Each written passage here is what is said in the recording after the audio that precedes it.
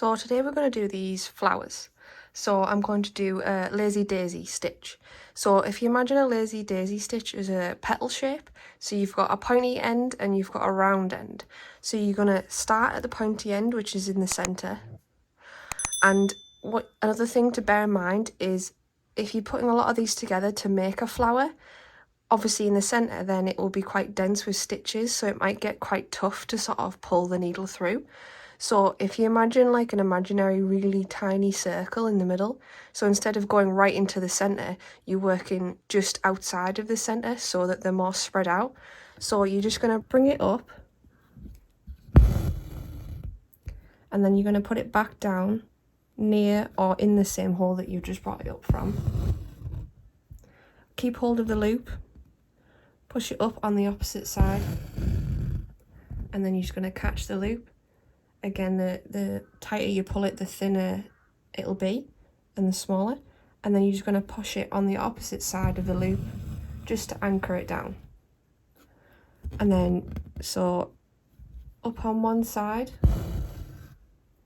keeping hold of the loop, pushing it back down, near or in the same hole that you've just done.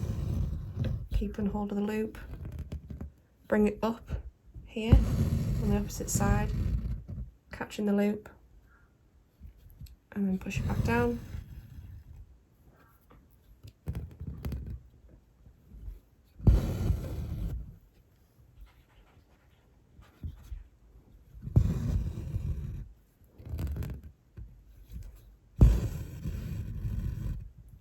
And then if you do pull it too tight, you can just manipulate it a little bit with your needle.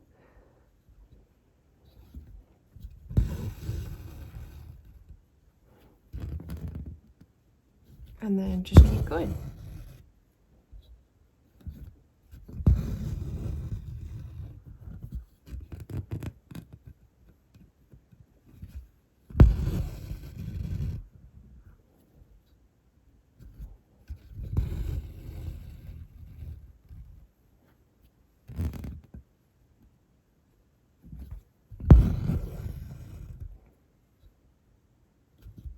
And like I said, I am trying to not work directly into the centre, just so like this one here, I've left a really small gap in the middle, just so they don't all sort of pile together and then it's super hard to get your needle through.